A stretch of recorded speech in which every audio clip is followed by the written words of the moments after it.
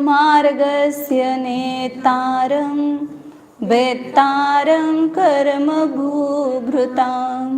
ज्ञातारं विश्वतत्त्वानां वन्दे तद्गुणलब्धये वन्दे तद्गुणलब्धये।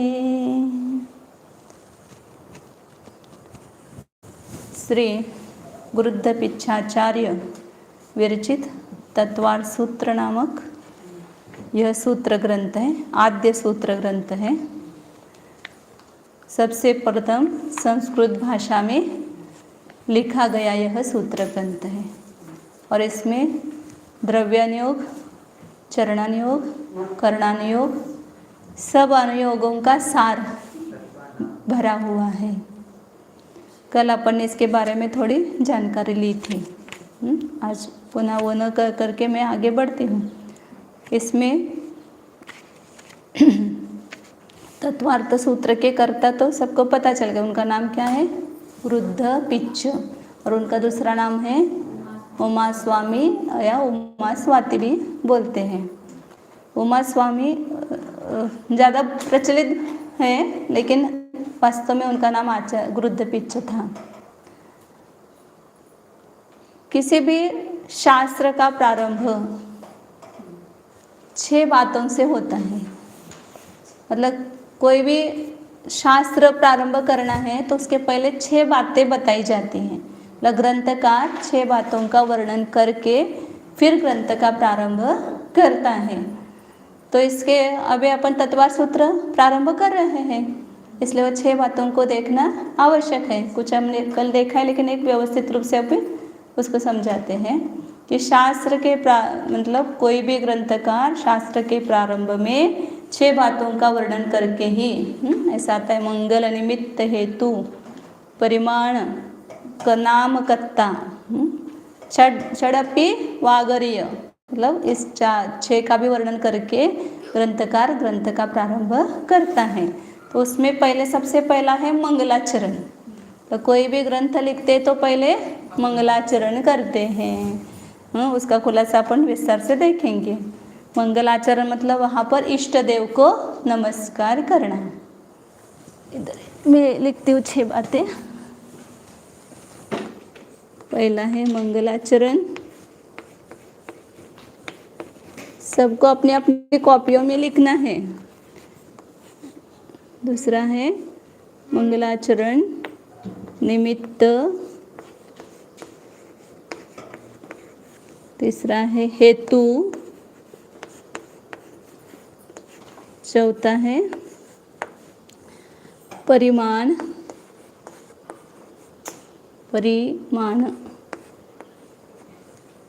पांचवा है नाम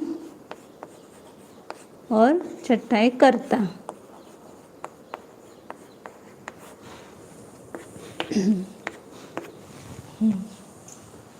तो यह तत्वार्थ सूत्र में पहले सबसे पहला मंगलाचरण किया है।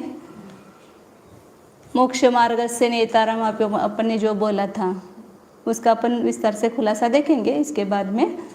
तो अभी उसका खुलासा ज़्यादा नहीं करते हो कि मोक्ष मार्ग को ले जाने वाले मतलब वीतराग, सर्वज्ञ, हितोपदेशी ऐसे किसी भी अरिहंत तीर्थंकर को नमस्कार इसमें किया है। तो ये है मंगलाचरण। दूसरा है निमित्त। निमित्त मतलब इस ग्रंथ का रचना करने का कौन निमित्त बना है। कोई भी काम करते ना इसके निमित्त से। अभी तत्वार्थ सूत्र ग्रंथ चालू करने का निमित्त क्या है? आकांक्षा दीदी और सरिता दीदी और भैया, ये तीनों निमित्त बने हैं। नहीं तो यहाँ अब तत्वार्थ सूत्र ग्रंथ पढ़ाने का कुछ भी प्रयोजन नहीं था। लेकिन भैया का नाम एकदम नहीं आ रहा है।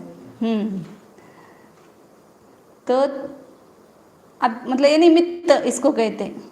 हमारे जैसे शिविर है, किसी के निमित्त से प्रारंभ हुए, विक्रांत जी के निमित्त से प्रारंभ हुए। तो ऐसे इस तत्वार्थ सूत्र में कौन निमित्त बना है रचना करने में? तो अपन ने कल देखा था कि कोई एक वो ब्राह्मण की कथा उसने लिखा था, तो उसका नाम द्वैपायन था, ऐसा आता है। तो द्वैपायक द्वैपायक नामक ग्रंथ है।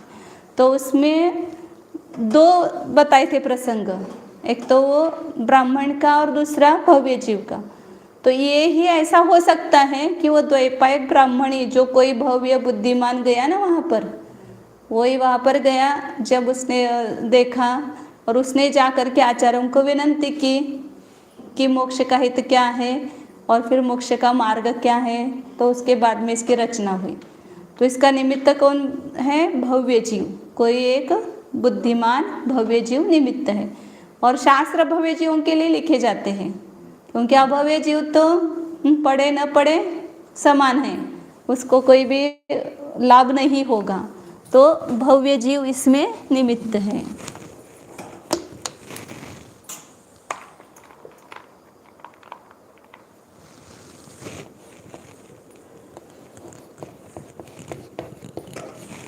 कोई व्यक्ति विशेष नहीं, कोई भव्य जीव था, उसके निमित्त से देखा गया और उसका लाभ सभी भव्य जीवों को हुआ। एक के लिए होता है, लेकिन उससे अनेक जीवों का कल्याण होता है। मुख्यतः तीर्थंकर के दिव्य ध्वनि गंधर्व के निमित्त से कीर्ति है, लेकिन अनेक लाखों करोड़ों भव्य जीवों का उद्धार होता है। ऐसे किसी एक के निमित्त से अनेक जीवों को लाभ होता है। तो वो सभी निमित्त बने उसमें, लेकिन निमित्त कोई एक विशेष होता है। हेतु, हेतु का अर्थ होता है फल, मतलब पढ़ करके क्या मिलेगा, फल बोलते हैं ना उसको। तो ये अध्ययन करने का फल क्या है, तो उसको बोलते हैं हेतु। हेतु का अर्थ फल करना। तो इसके फल 2 बताए हैं, एक इधर ही लिखती हूँ, साक्षात फल और परंपरा फल। 2 प्रकार के, हेतु का अर्थ है फल और फल 2 प्रकार के हैं, साक्षात फल और परंपरा फल। मतलब साक्षात म्हणजे तुरंत, जिस समय हम पढ़ते हैं उसी समय हमें फल मिलता है। ऐसा लगता है ना कि ये करेंगे धर्म कब और मिलेगा कब, तो ऐसा उधार का धंधा नहीं है धर्म। मतलब यहाँ पर साक्षात भी फल मिलता है। तो साक्षात फल क्या मिलता है? तो अज्ञान निवृत्ति, मतलब जो हमें पहले पता नहीं था मोक्ष मार्ग क्या है, तो तुरंत यहाँ पर पहला सूत्र पढ़ते हमें हमारा अज्ञान दूर हो जाएगा।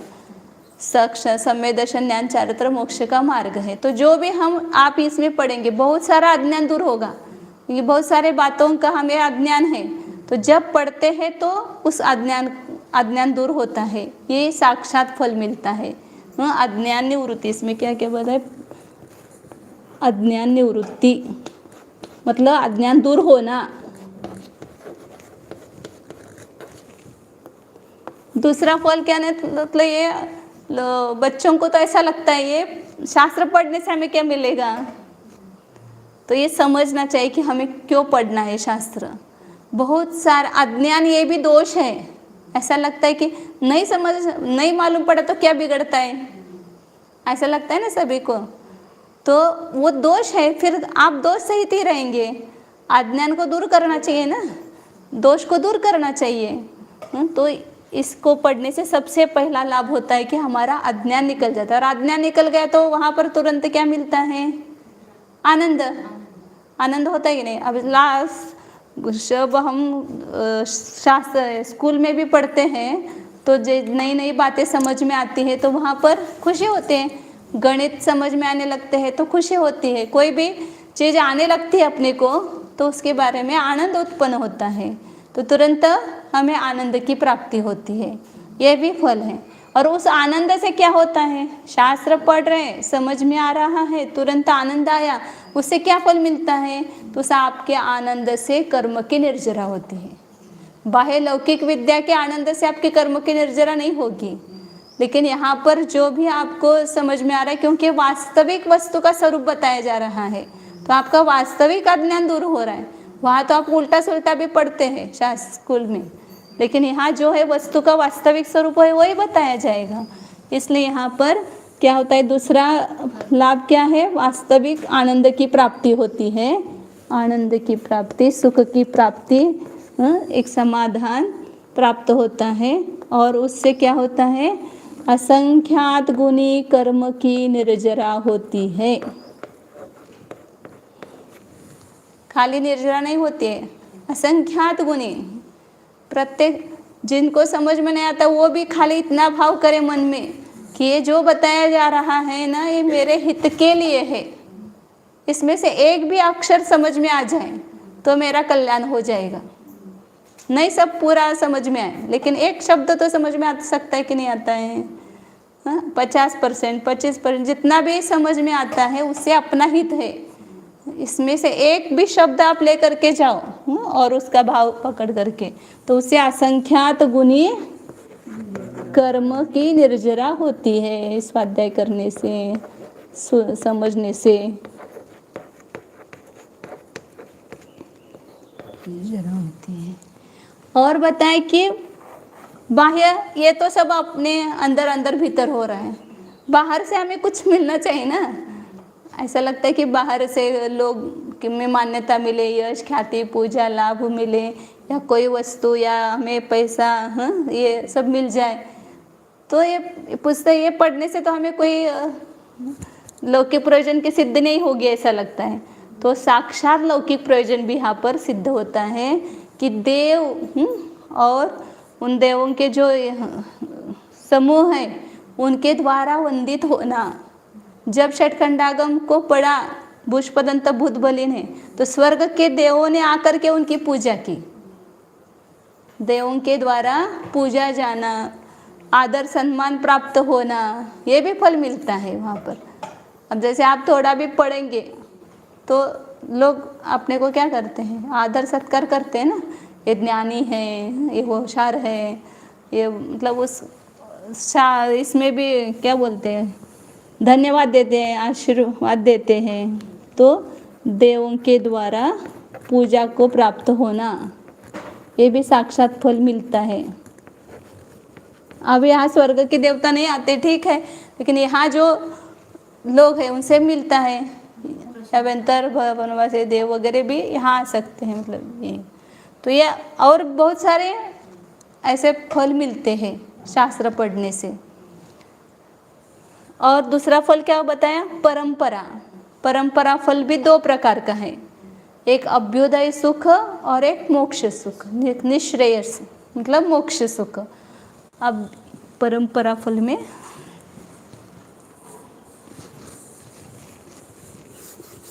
इकडे दिसते का बघ,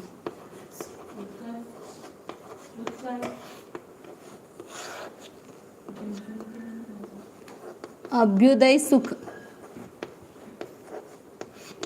और निश्रेयस। निश्रेयस का अर्थ होता है मोक्ष सुख, आत्मिक सुख। अभ्युदय सुख में सब क्या आएगा, इंद्र पद प्राप्त होना, राजा महाराजा, ये सब वैभव प्राप्त होना आएगा इसमें। और निश्रेयस में ये मोक्ष सुख की प्राप्ति, ये सब फल मिलेंगे।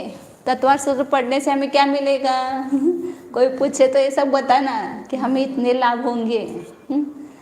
अभी हमारा अज्ञान दूर होगा, क्योंकि सब अज्ञान भरा हुआ है। दूसरा आनंद मिलेगा, जैसे जैसे आपको एक एक बातें समझ में आएगी।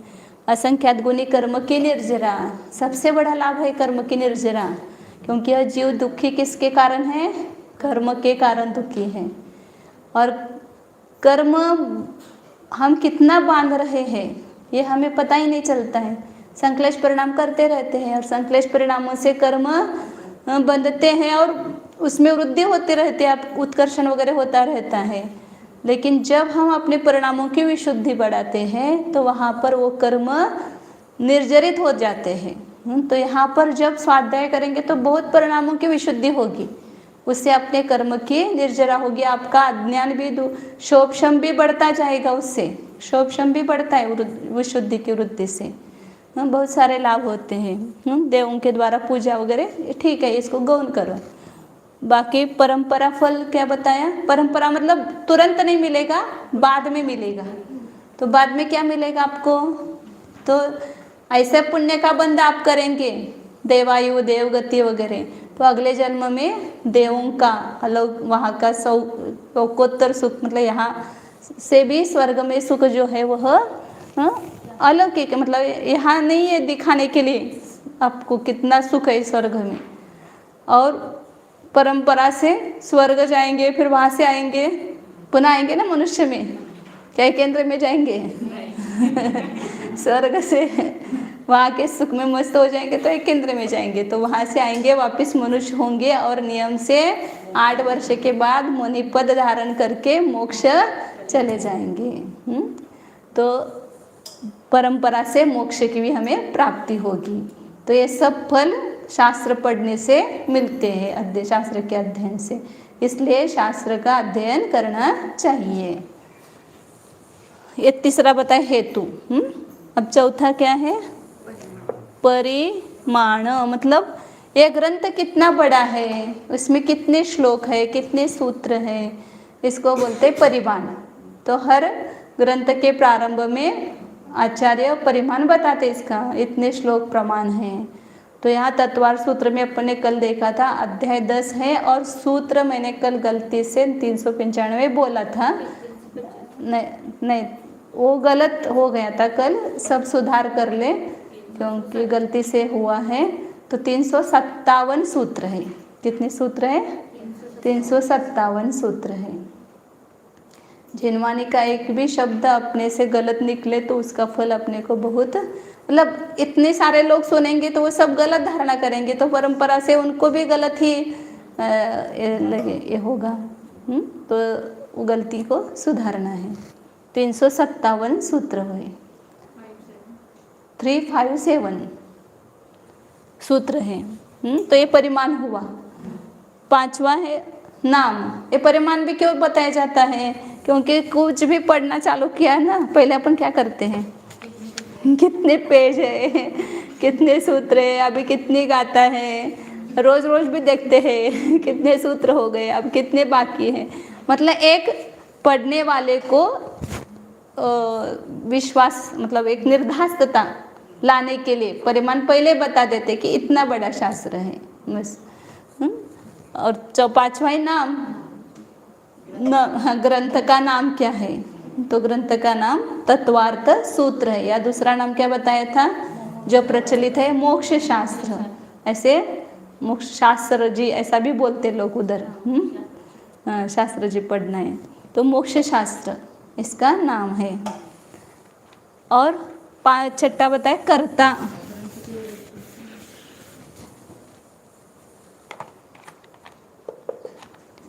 कर्ता कौन है? तो अभी अपन ने देखा तत्वार सूत्र के कर्ता, लेकिन वास्तव में कर्ता कौन है? ये शास्त्र के आचार्य अपने को कर्ता नहीं कहते हैं। इसमें भी दो होते हैं, अर्थ कर्ता ने ग्रंथ कर्ता। तो अर्थ कर्ता मतलब ये जो सब 6 द्रव्य है, 7 तत्व है, किसने बताया मूल? तो तीर्थंकर ने बताया ना। तो तीर्थंकर इसके अर्थकर्ता होते हैं। तो यहाँ पर महावीर भगवान, तीर्थंकर महावीर ये अर्थ करता है, क्योंकि सब उन्होंने बताया है। अभी इस काल में, हर काल में अलग अलग होंगे, इस काल में ये करता है।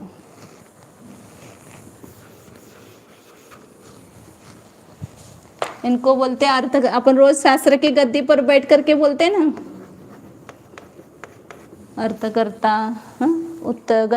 ग्रंथकर्ता कौन है? गंधर देव।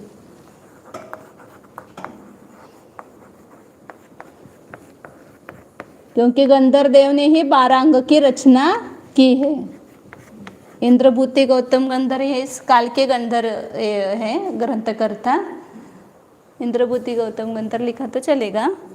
और उत्तर ग्रंथकर्ता फिर दूसरे प्रतिगंधराचार्य, फिर उसके बाद में परंपरा से बहुत सारे आचार्य हुए, धरसेन, भूतबली, ये कुंद आचार्य, और फिर उसके बाद उमा स्वामी आचार्य हुए।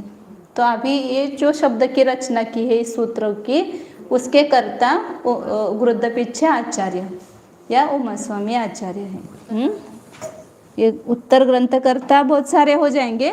गंधर देव के बाद जो हुए प्रतिगंधर देव, शास्त्र के रोज बोलते ना, प्रतिगंधर देवाः तेषां वचनोसार आसाद्य आचार्य उमा स्वामी गुरुद्दपीच्छाचार्येण विरचितम इदम तत्वार सूत्र शास्त्र। यहाँ पर आचार्य गुरुद्दपीच्छ रुद्र पिच्छ,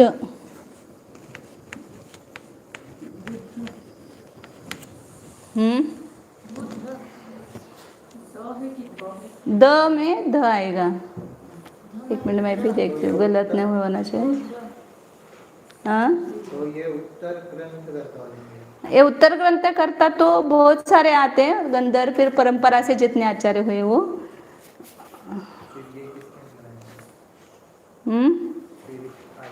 हाँ, वो अभी वर्तमान जो तत्वा सूत्र के जो शब्द रचना हुई है उसके कर्ता बोलेंगे उनको।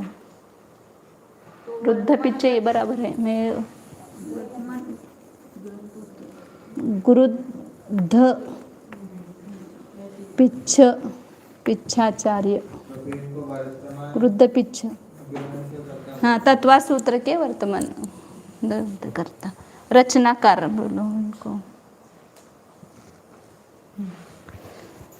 तो ये 6 बातें सब जगह, क्योंकि अपन कुछ भी ग्रंथ पढ़ने लगते तो सबसे पहले ये सब देखते ही है, किसके निमित्त से इसकी रचना हुई है, ये पढ़ने से मुझे क्या मिलेगा, ये कितना बड़ा शास्त्र है, इसका नाम क्या है, या किसने लिखा है, ये सब देखते हैं ना पहले। क्या बिना देखे पढ़ने चालू कर देते हैं? लाइब्रेरी से वे पुस्तक लाते हैं तो सब देखते हैं कि किस लेखक ने लिखी है, कितनी बड़ी पुस्तक है इसमें, और किसके निमित्त से इसकी रचना हुई है, ये सब यहाँ पर देखा। अब यहाँ पर अपने को मंगलाचरण के बारे में विस्तार से समझना था। कल एक और बात बताई थी, वो सूत्र की, उसका भी लिखना था कि सूत्र किसको कहते हैं। कम से कम शब्दों में अधिक से अधिक अर्थ जिसमें बताया जाता है, तो ये वह सूत्र होता है।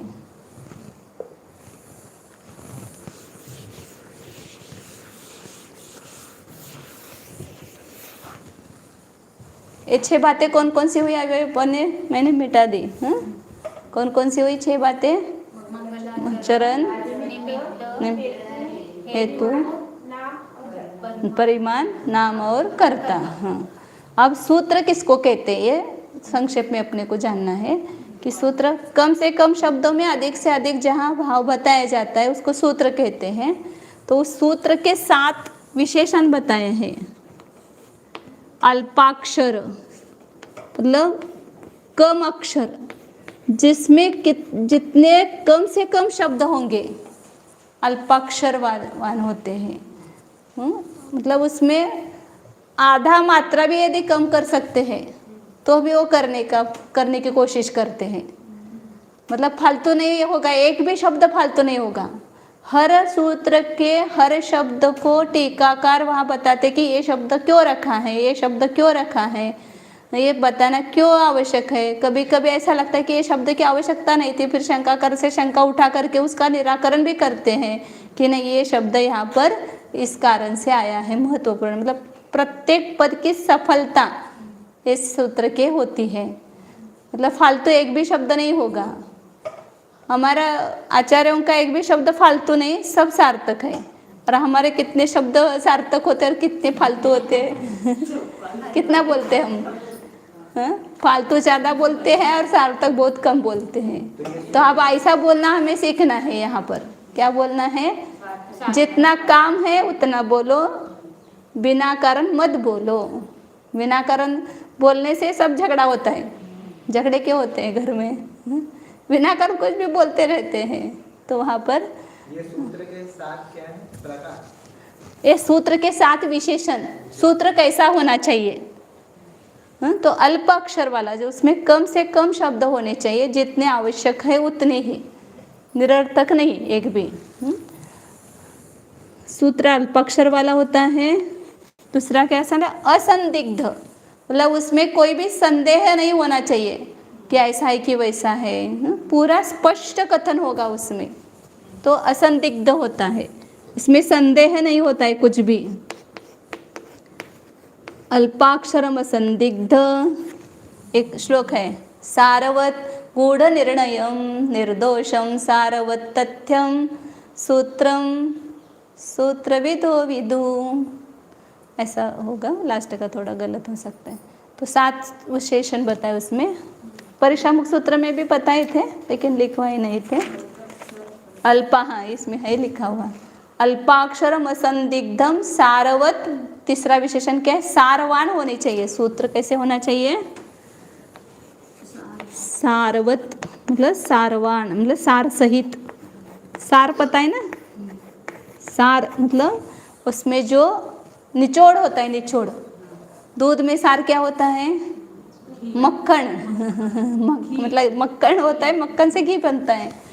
तो जितना अपन कोशिश क्या करते हैं कि पूरे दूध में से जो सारभूत तत्व है वो सब अपन निकालें। थोड़ा भी मक्खन कम आता है तो महिलाओं को चलता है क्या? फिर वापस उसको भेजेंगे और वापस उसमें से मक्खन निकालने की कोशिश करते हैं। तो ऐसे पूरे द्वादशांग को निचोड़ करके आचार्य सूत्र के माध्यम से अपने को उसका निचोड़ परोसते हैं। सार वाले उसमें सार भरा होता है, निस्सार कुछ भी नहीं होता है। थोता कुछ भी नहीं होता है वहाँ पर। पोलपट म्हणतो ना आपण, त्याच्यात काय सार असत नाही। उसके जो ऊपर का छिलका होता है ना, उसमें कुछ सार नहीं होता है।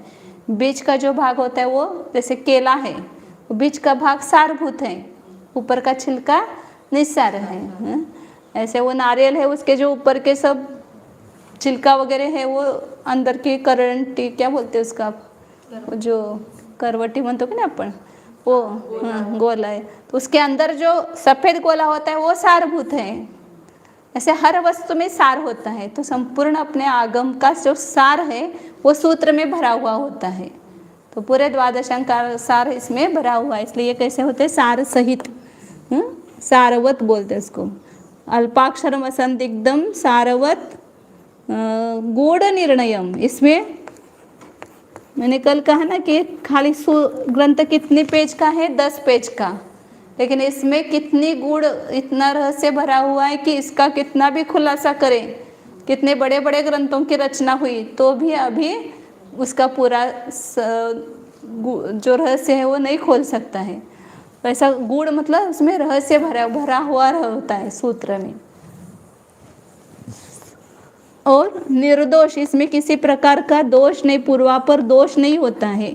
पहले एक बताया फिर बाद में एक बताया, ऐसा पूर्वापर विरोध दोष नहीं होता है। निर्दोष, संशय विपर्य अनध्यवसाय या बाकी के भी दोष जो है उससे रहित ऐसे सूत्र होते हैं। और कैसा होता है सूत्र? तथ्यभूत, हेतुमत तथ्य मत, तथ्य मतलब फलवान होता है। मतलब उसका फल से, हेतु मत लिखा है वहाँ पर। हेतु मतलब ही फल लेना है यहाँ पर। हेतु मत मतलब फलवान होता है।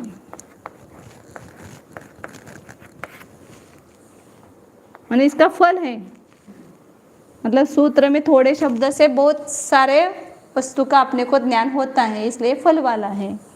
और तथ्यभूत है, इसमें तथ्य भरा हुआ होता है। ऐसे सूत्र होना चाहिए।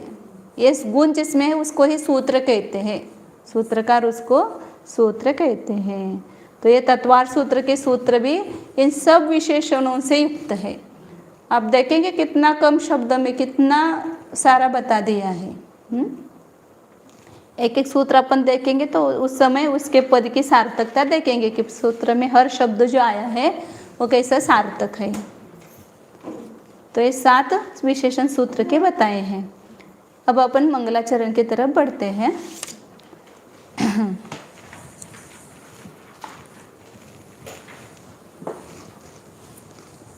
पहले मंगलाचरण करना है। मंगलाचरण का अर्थ क्या है पहले वो समझना है। मंगल किसको बोलते हैं? इसमें 2 शब्द है मंगल में, सबने सुना हुआ होगा। मम नहीं, 2 है। मम गालयति। मम मतलब पाप, पाप मतलब मल, उसको जो गालता है मतलब नष्ट करता है उसको कहते हैं मंगल। नाम लगते हैं ना मंगल, लेकिन अपना नाम क्या, नाम का अर्थ क्या है ये पता नहीं रहता है सबको।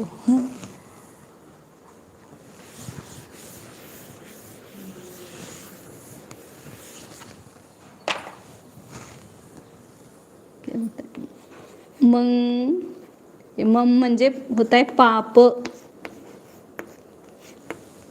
और पाप होता है मल। मम का अर्थ ही मल होता है, और मल क्या है वास्तविक? पाप, यही मल है। और गल मतलब नाश करता है, गलना, गालयति मतलब नाशयति।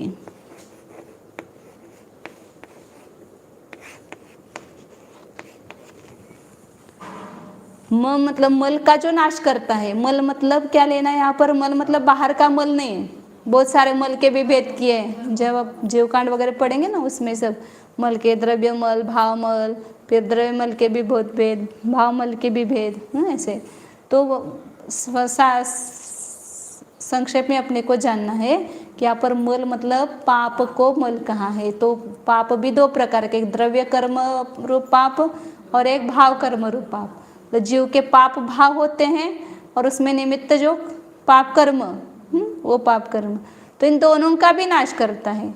पाप कर्म आया कहाँ से? अपने भाव में से। तो अपने भाव सुधरेंगे तो कर्म सुधरेंगे। किसको सुधारना है पहले? मल कहाँ से उत्पन्न हुआ है? ये कर्म मल कहाँ से आकर के अपने को चिपक गया है? भावों के कारण से। हमारे भाव खराब है, इसलिए हमारे कर्म भी खराब है। तो यदि कर्मों को, अच्छे कर्म चाहिए, सबको चाहिए ना। पाप कर्म का उदय आता है तो कैसा भोगते हैं? रोते रोते। ये शरीर में हमें ये व्याधि हो रही है, ये दुख रहा है, हमें पैसा नहीं मिल रहा है, हमारा पैसा सब चोरी हो गया है, ये सब रोना रो रहे हम, दुख का रोना। क्यों रो रहे हैं? क्योंकि हमने पहले ऐसे कर्म कमाए हैं, और वो कमाई किससे हुई? हमारे भावों से हुई है। तो सबसे ज़्यादा पाप अपने भावों से ही होता है। तो पहले भावों को सुधारना है, अपने परिणामों को सुधारना है। तो अपने जो पाप भाव है उसका जो नाश करता है वो सच्चा मंगल है। तो यहाँ पर ये एक अर्थ हो गया, जो पाप का मतलब ही दुख का नाश करता है।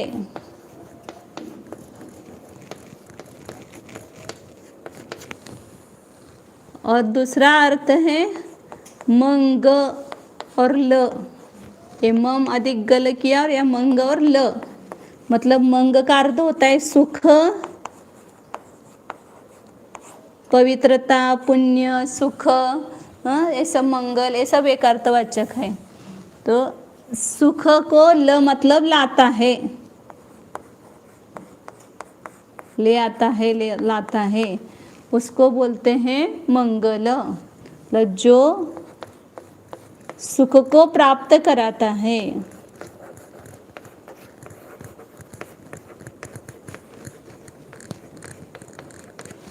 सुख को प्राप्त कराता है, और जो पाप का ना दुख का नाश करता है और सुख को प्राप्त कराता है, उसको बोलते हैं मंगल। तो ऐसा कौन है? दुख का अपना जो हम किसको मानते हैं? हमें दुख देने वाला कौन है? शत्रु। और सुख देने वाला कौन है? मित्र। यही परिभाषा है ना हमें। तो हमारा मित्र मंगल है, सुख को प्राप्त कराता है, हमारा दुख दूर करता है, तो उसको मंगल हम कहते हैं। लेकिन वास्तव में यहाँ पर हमारे दुख का नाश करने वाला और सुख का कारण कौन है? मित्र और शत्रु। लेकिन मतलब सुख को देने वाला मित्र और दुख को देने वाला कौन है? शत्रु है। तो वास्तव में मित्र जो है कोण है? हे उत्कर्ष, काय चाललंय तुझं? ते कुठलं पुस्तक आहे?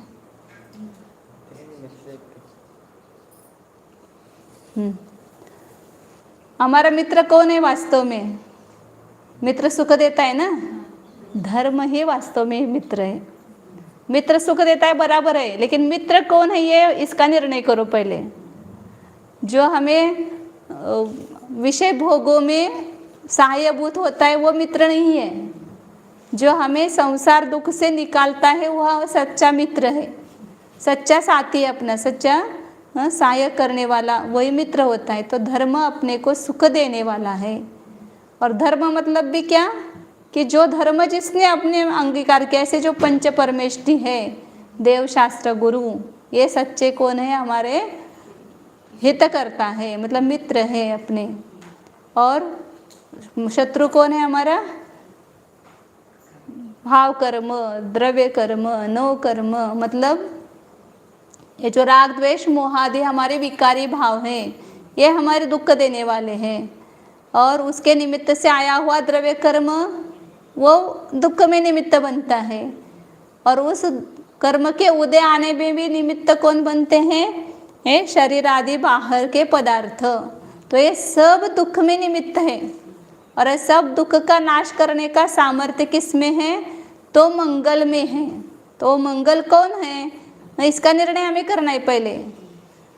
पंच परमेष्टि जिनका हम प्रतिदिन सुबह दोपहर शाम को स्मरण करते हैं, ऐसे नमोकार मंत्र में 5 पंच परमेष्टि को नमस्कार किया है। क्यों इतना महत्व है उसका और उसकी कितनी महिमा बताई जाती है। जैसे अपन ने महाराज जी के भी प्रवचन कितने सुने, नमोकार मंत्र का कितना महात्म्य बताया कि क्यों इतना महात्म्य है।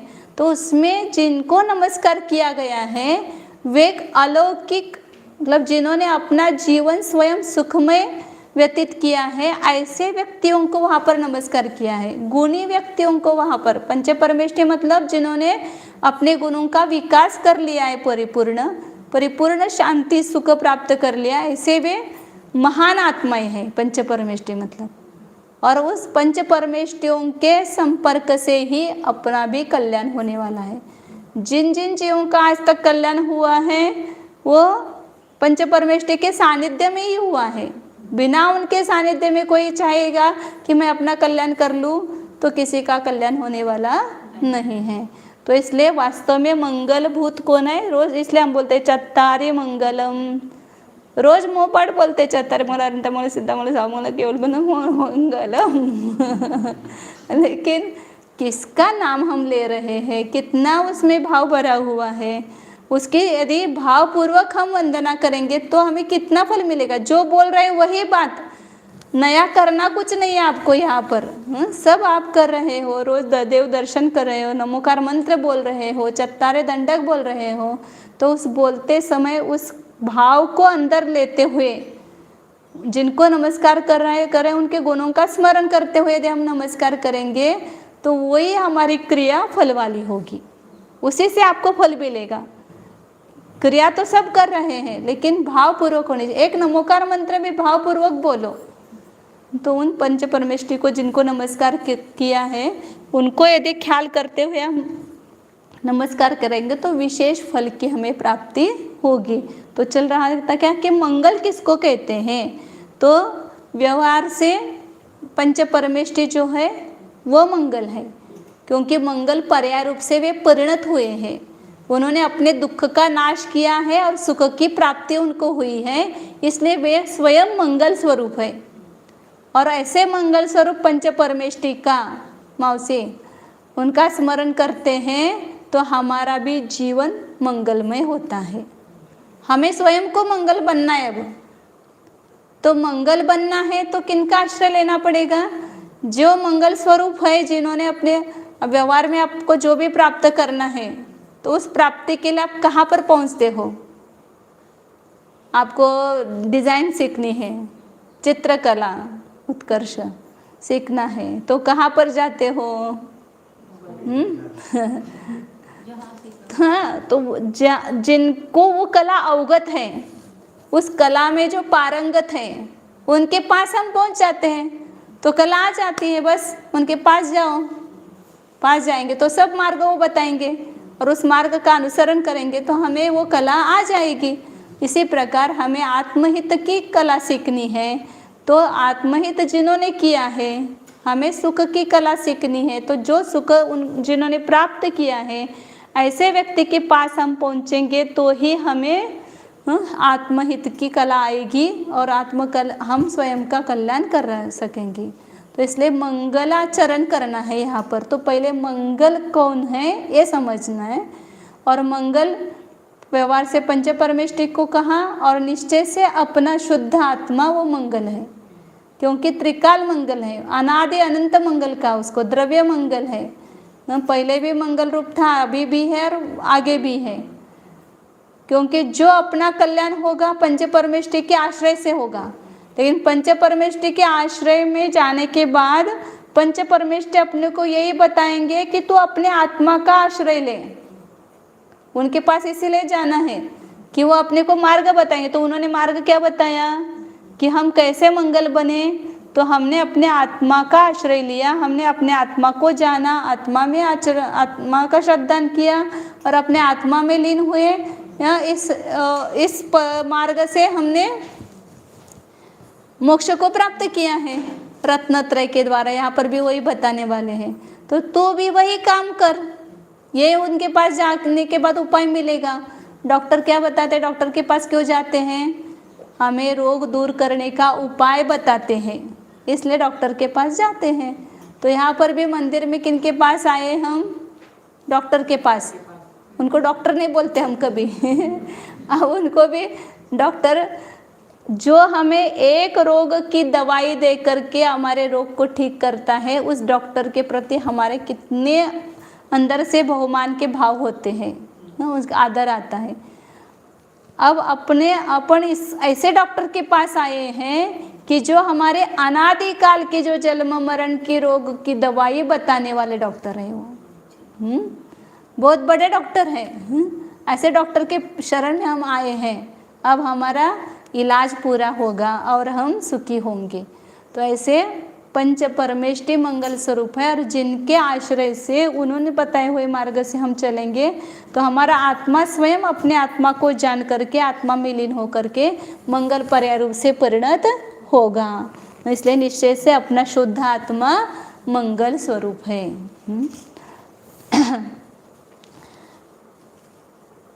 इस मंगल के दो भेद बताए हैं। मंगल बताया और मंगल आचरण करना। आचरण करना मतलब क्या करना? हाँ नहीं, पहले मंगल आचरण मतलब यहाँ पर इष्ट देव मंगल हो गए। आचरण करना मतलब उनको नमस्कार करना, भावपूर्वक नमस्कार करना, ये आचरण हो गया। पहिल्यापासून बघायचं ते तो क्या कह रहे थे? हाँ, मंगलाचरण तो जो नमस्कार करना है, कैसे करना है? भाव सहित नमस्कार करना है। भाव सहित नमस्कार करने से ही सच्चे सुख की मतलब जो फल है वो मिलेगा। तो दूसरा कुछ बता रहे थे, भूल गए मैं एकदम।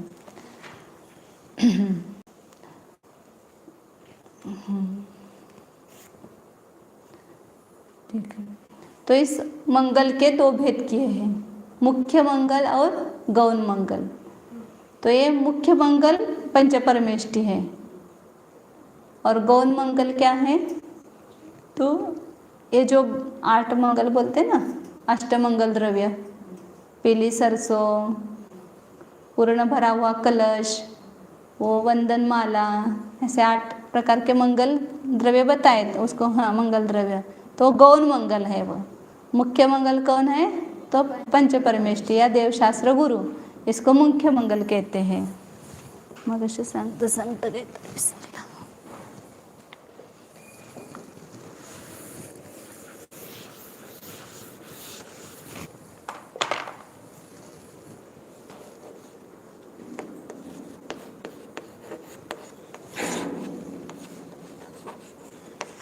मुख्य और गौण। मुख्य कौन है?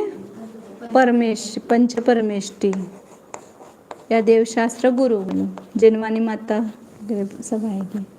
और ये 8 मंगल द्रव्य, ये गौण मंगल है।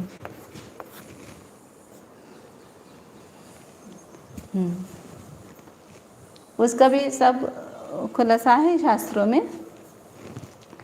दूसरा मंगल के दो भेद किए हैं कि निबद्ध मंगल और अनिबद्ध मंगल।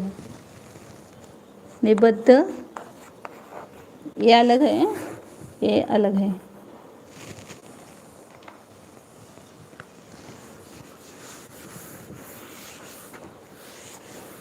मंगल मतलब मंगलाचरण 2 प्रकार का होता है, निबद्ध और अनिबद्ध।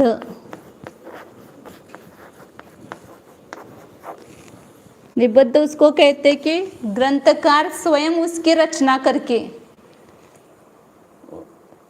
श्लोक को, मंगल श्लोक की रचना करके वहाँ पर मंगलाचरण करते हैं। ग्रंथकार के द्वारा स्वयं रचना करके जो बोला जाता है वह निबद्ध मंगल है। स्वयं रचित, मैं संक्षेप में लिखती हूँ। और अनिबद्ध मंगल किसको कहते हैं? अन्य ग्रंथकार द्वारा रचित, अन्य के द्वारा रचित, स्वयं ग्रंथकार ने उसकी रचना नहीं की है। जैसे हम आया और नमोकार मंत्र बोल करके चालू किया प्रवचन, तो वहाँ पर ये जो मंगलाचरण मैंने कौन सा किया? तो अनिबद्ध मंगलाचरण किया, क्योंकि मैंने स्वयं उसकी रचना नहीं की है। नमोकार मंत्र की रचना किसने की है? षटखंडागम में भूत बल पुष्पदंत आचार्य ने उसकी रचना की है। मैंने उसकी रचना नहीं की, तो मैंने कैसा मंगलाचरण किया? अनिबद्ध मंगलाचरण किया। या मोक्ष मार्ग से नेतारम भेदतारम कर्म भूवृतम, ये मंगलाचरण कैसा है? स्वयं आचार्य गुरुद पिच्छ द्वारा रचित है, इसलिए निबद्ध मंगलाचरण है। ग्रंथकार जिस श्लोक के स्वयं रचना करके उसको करते हैं उसको निबद्ध मंगलाचरण कहते हैं। और कभी स्वयं रचना न करके दूसरे किसी ग्रंथकार द्वारा या अन्य कवि द्वारा रचा हुआ जो श्लोक है उसको बोल करके यदि उन्होंने ग्रंथ का प्रारंभ किया तो कैसा मंगलाचरण हुआ? अनिबद्ध मंगलाचरण। नमोकार मंत्र भी निबद्ध मंगलाचरण एक अपेक्षा से, क्योंकि षटखंडागम में भूत बलि पुष्पदंत आचार्य ने उसकी रचना की है। ऐसे यहाँ पर मोक्ष मार्ग से नेतारम, ये भी गुरुद पिच्छ आचार्य ने रचना की है।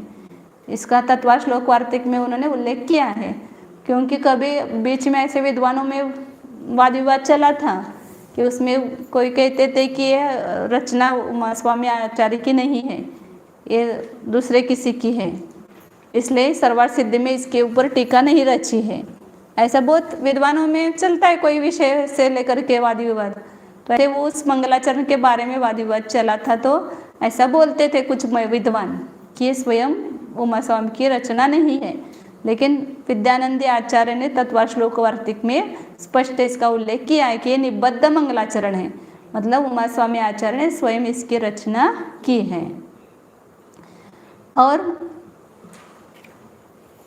निबद्ध अनिबद्ध का ना कि जो दूसरे के द्वारा रचित है वो उसको अनिबद्ध कहते हैं। तो ये निबद्ध है, अनिबद्ध नहीं है, और ये मुख्य मंगल है, गौण नहीं है। अब मंगलाचरण करना मतलब इष्ट देव को नमस्कार करना। अपन मंगलाचरण बोलते हैं, फिर इसका अर्थ तो आज नहीं होगा, कल हो जाएगा। और कुछ बात बताते हैं, सबको बोलना है, मैं एक बार बोलूँगी, शुद्ध उच्चारण करना है। शास्त्र और सूत्र इन सब का शुद्ध उच्चारण सीखना है सभी को, और प्रत्येक सूत्र का अर्थ बताना आना चाहिए। और फिर उसके बारे में जो विशेष जानकारी मिलेगी उसको बाद में प्रश्न उत्तर के माध्यम से उसको लिखना है। पहले मूल सूत्र का अर्थ तो आना ही चाहिए सबको। और मंगलाचरण बोलते हैं शुद्ध बोलना है, एक एक बोलती हूँ मैं, पद वो बोलना है। कहाँ का गलतियाँ होती है वो भी बताते हो। मोक्ष मार्ग स्य है, वहाँ पर एक श बोलते हैं लोग, मोक्ष मार्ग स्य बोलना है। नेतार त को त नहीं है वहाँ पर, मोक्ष मार्गस्य नेतारम है, नेतारम नहीं है। बोलते समय लोग ये गलती करते, नेतारम बोल देते हैं। और आगे क्या है? कर्म भूभृताम, वहाँ पर भृताम है, भृताम नहीं है। ज्ञातारम विश्वतत्वानम, मोक्ष मार्गस्य नेता भेत्तारम कर्म भूभृताम, याप त को त है भेत्तारम में, इसमें भित धातु है ना, तो उसका भेत्ता बनता है, द को द, वो त को त है। नेता में नहीं है, नेत्रु शब्द नी धातु है और उसका नेत्रु शब्द बना है, तो इसलिए त को त नहीं है वहाँ पर, ये समझना है आपको। मोक्षमार्गस्य नेतारं वेत्तारं कर्मभूभृतां ज्ञातारं विश्वतत्त्वानां वन्दे तद्गुणलब्धये। बोलना है सबको मिल करके।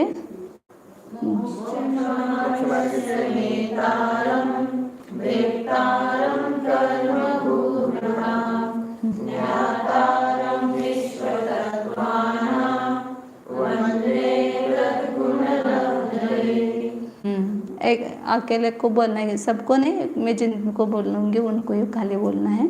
उत्कर्ष बोलो। मोक्षमार्गस्य नेतारं वेत्तारं कर्मभूभृतां ज्ञातारं विश्वतत्त्वानां वन्दे तद्गुणलब्धये।